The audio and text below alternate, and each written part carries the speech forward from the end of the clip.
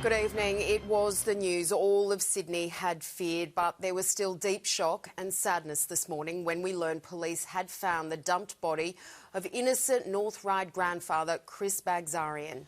His botched abduction is now a full-scale murder investigation as detectives vow to hunt down the ruthless gang members who kidnapped and then killed the wrong man.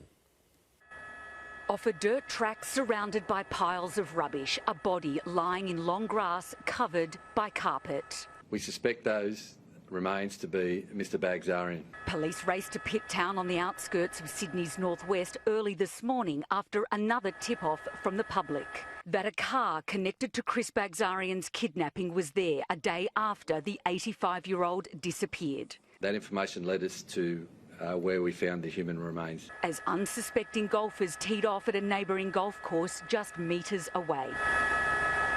Police now believe Chris Bagzarian's body may have been here for 10 long days, dumped by the people in this stolen Toyota Corolla around 9 p.m. on Saturday the 14th, 40 hours after the grandfather was snatched from his North Ryde home in a shocking case of mistaken identity. That car was torched in Westmead 2 days later. It contained Mr Bagzarian's DNA.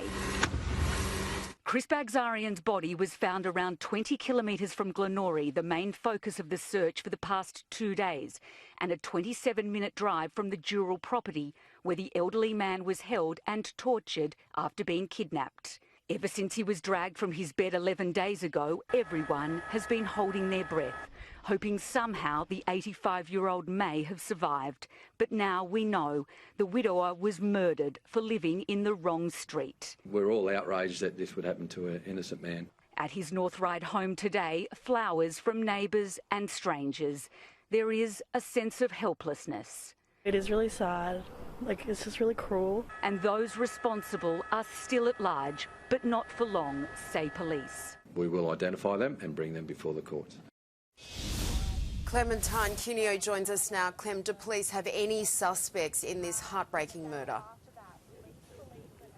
Well, Ange, the official answer is no, but I can tell you there is an army of police dedicated to this case who are working around the clock, and they've all been very affected by this tragedy. This time, Sydney's underworld has crossed the line, deliberately killing an elderly defenceless grandfather when they knew almost immediately they had the wrong man is beyond comprehension. Why they didn't drop him at a hospital or somewhere else safe in that first 24 hours is beyond comprehension, and it's shocked even the most senior detectives. But police believe that someone out there knows who did this and that it will only be a matter of time before they do too, Ange. Clementine Cuneo, thank you. Sam Payne is live at Mr Bagzarian's home where this tragedy first began. Sam, how are his neighbours dealing with this tragic news? Yeah, Mark, look, there's an overwhelming sense of sadness in this North Ryde community that now has confirmation it has lost one of its own. Now, Chris Bagzarian's family is too distraught to comment publicly, but detectives say that they're deeply upset by this devastating news. This street has been rocked by a sense of shock for 11 days since that kidnapping, and police say that they share the public outrage that an innocent elderly man could become a victim in Sydney's deadly underworld. Sam Payne in North Ryde, thank you. A heartbroken community in Western Sydney has paused to pay tribute to the victim of a random stabbing attack. Amamuddin Sadar was killed outside a Maryland's grocer 1 week ago. Now, his partner of more than a decade has taken aim at the state government for his death. Where unprovoked violence erupted, anguish now takes its place. Oh my God. Amamuddin Sadar was deeply loved, described as a hard-working, selfless man. He didn't deserve to die. God gave him the life to live, not somebody else to take his life. He was murdered on Marylands Road exactly a week ago. Today, his partner, Becky Ramadani, is desperate for answers. My darling, my babe, my everything.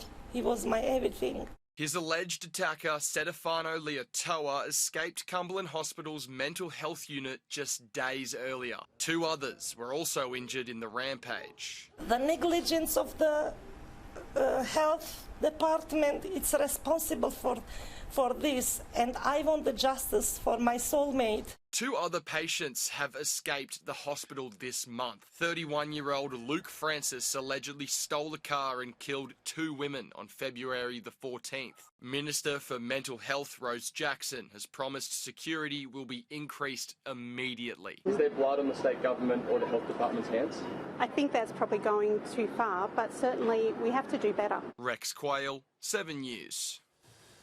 The Royal Commission into Anti-Semitism that was finally called after the Bondi attack has held its first public hearing calling on Jewish Australians to make their voices heard. But the inquiry is already facing challenges, with the Commissioner forced to exclude evidence from those who witnessed the mass murder.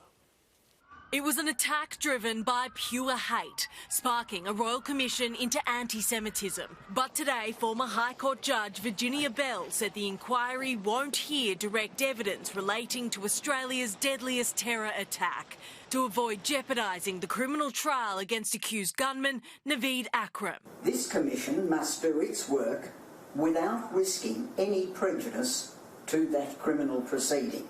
The inquiry instead focusing on the prevalence of anti-Semitism, calling on Jewish Australians to make a submission about their lived experience. The community is dealing with a lot of pain and anger and frustration, and the Royal Commission is an opportunity to start the healing process. Also set to be the first Royal Commission to examine Australia's intelligence agencies in 50 years, investigating what they knew about any potential threat.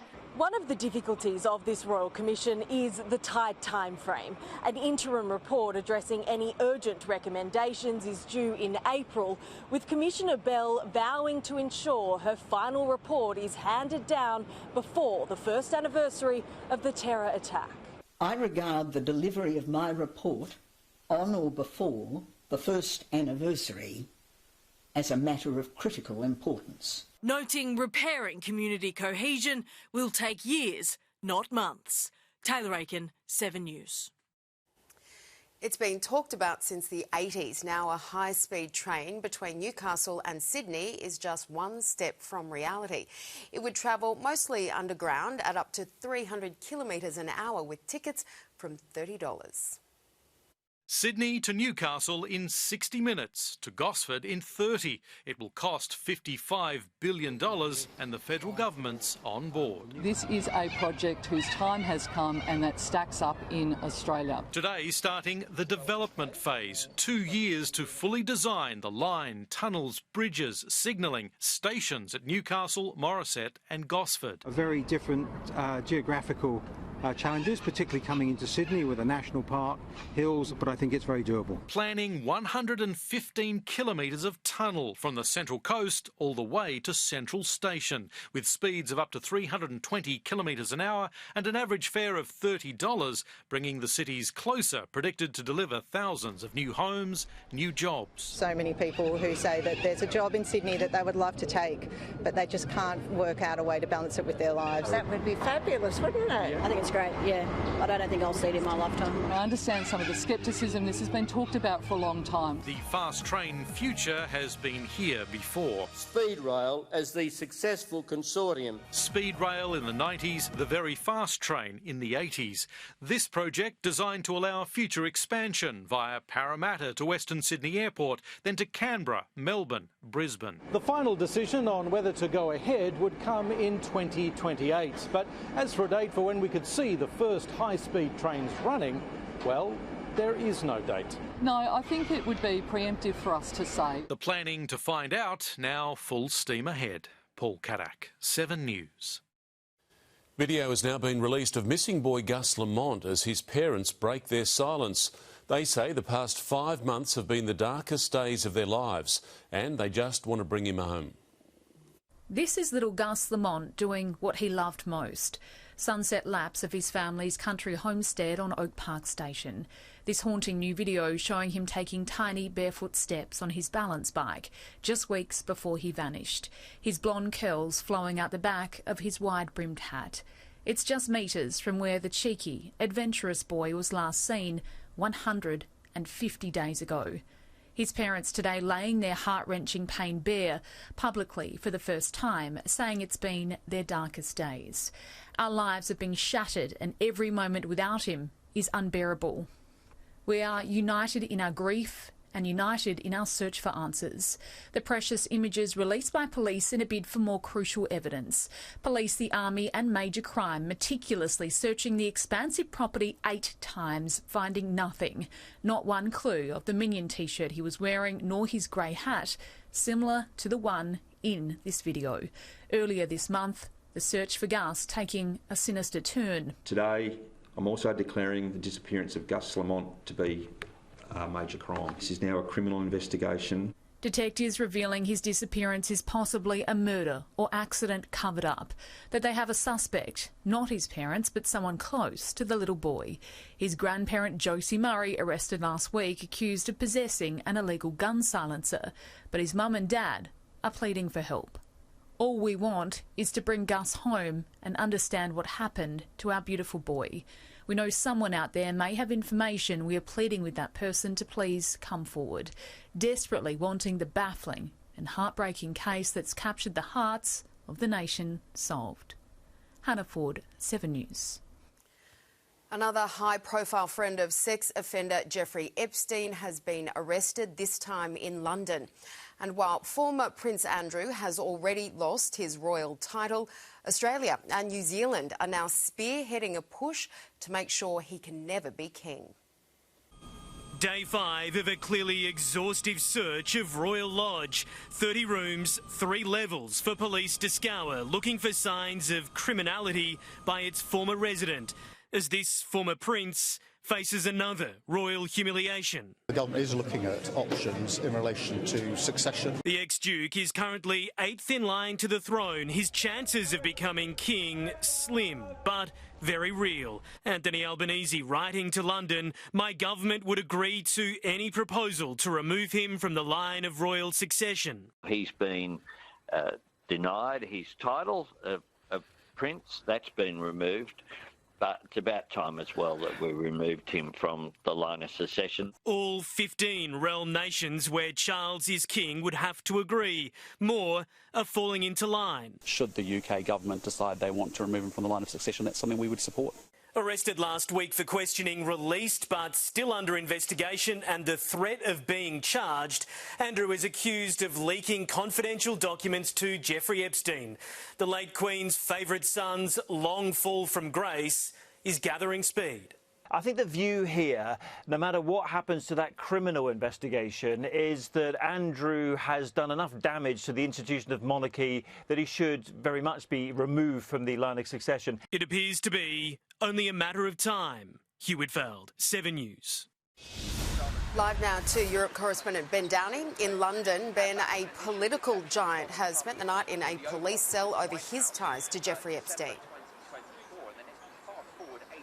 He has, Ange. Lord Peter Mandelson was the master of the dark arts of Labor politics here for decades. The brains behind Tony Blair's election win, effectively Gordon Brown's Deputy Prime Minister, and most recently Keir Starmer's ambassador to the US. But a short time ago, he was released after 9 hours in police custody, taken in for questioning over the same charges linked to Andrew Mountbatten Windsor. In the Epstein files, evidence Lord Mandelson sold confidential information to the financier and accusations in recent weeks he lied to Prime Minister Keir Starmer about his ties to the sex offender before accepting the job of ambassador. Lord Mandelson is right now back in his North London mansion, like former Prince Andrew, awaiting the next moves of police. 2 high-profile men cut down over their relationship to a pedophile. Ben Downey with the very latest from London. Human rights advocates are pleading with the government to do more to assist the innocent family members of Islamic State fighters. But Anthony Albanese is adamant they won't be helped home, their fate and that of many others remaining unclear. Yusuf Zahab left Sydney's Bankstown for Syria as a 12-year-old, thinking it was a family holiday. It was far from that. We thought, and many others thought, that Yusuf had been killed over there. But he was found in a Syrian prison after 3 years living in the so-called ISIS caliphate. And I just want to go back to Australia, so I hate all this that's happening to me. Now 23, he's been transferred along with thousands of others across the border into Iraqi prisons to be interrogated, tried and potentially face the death penalty. Australia is legally bound to take steps to prevent torture, unfair trials and executions against their nationals. Wanting him brought home, along with his mother and several relatives among the so-called ISIS brides and children in the Al-Roj camp in northern Syria. The Prime Minister, though, isn't changing his hard line. I have nothing but contempt for these people. But after New South Wales Premier Chris Minns conceded some will return and his state's making provisions for them in the schools, the Victorian Premier today wasn't as forthcoming. My framework for those discussions is the safety of the Victorian community. And 7 News can reveal the heads of ASIO and the AFP were here before Parliament's Joint Intelligence Committee today, delivering the latest intelligence on the ISIS brides and their attempts to return home in what was described as a detailed secret briefing. As pictures resurface of Dr Jamal Rifi celebrating Home Affairs Minister Tony Burke's re-election. Now in Syria helping the ISIS families, Mr Burke maintains without his knowledge. Mark Riley, 7 News.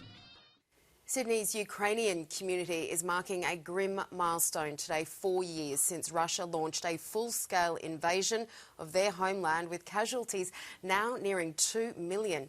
Angelique Opie is live at St Mary's Cathedral. Angel, there's an anniversary service there tonight.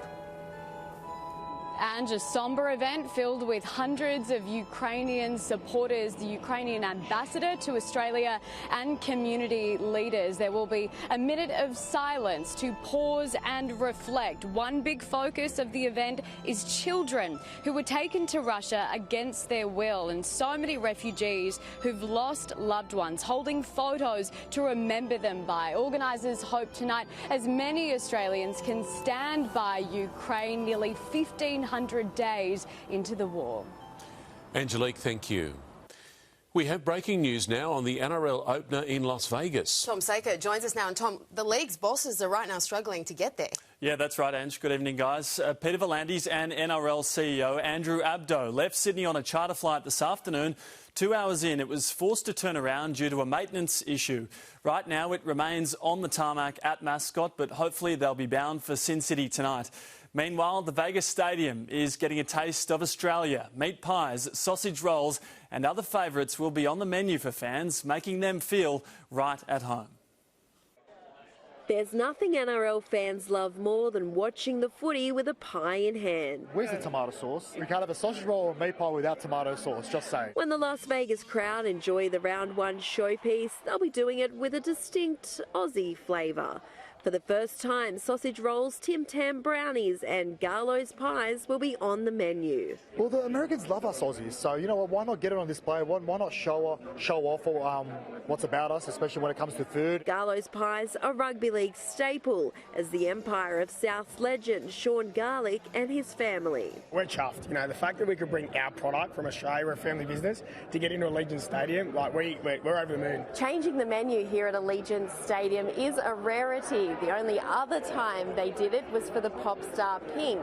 And judging by the popularity of Garlo's pies this morning, they won't last long this weekend. I just wish someone told us how cold it was going to be over here. We're in Budgie Smugglers. It's not that impressive when it's 9 degrees, but we'll have to put a sausage roll down the front. It doesn't get much more rugby league than that. In Las Vegas, Jaleesa Raps, 7 News. She seems to be having a good time. Time to check today's weather with Angie Asmus. Angie, hot and humid again today. Certainly was, Angie. We had warm northeasterly winds driving up temperatures, and humidity remained above 60% for most of the day. There wasn't a great deal of cooling overnight either, from a low of 21 degrees this morning to a top of 30 degrees only a couple of hours ago. Right now, it is still sitting on 27. There are some extreme weather conditions impacting inland parts of New South Wales. Heavy, locally intense rainfall still happening through the lower west and upper west. Warnings cover that yellow zone. 120 millimetres was recorded in that region in the 24 hours until 9 a.m. Sydney isn't expecting anywhere near that kind of rain. However, some showers are due tomorrow and they will ramp up towards the end of the week. I'll have a detailed look at that change a little bit later, Mark and Ange. OK, thank you, Angie.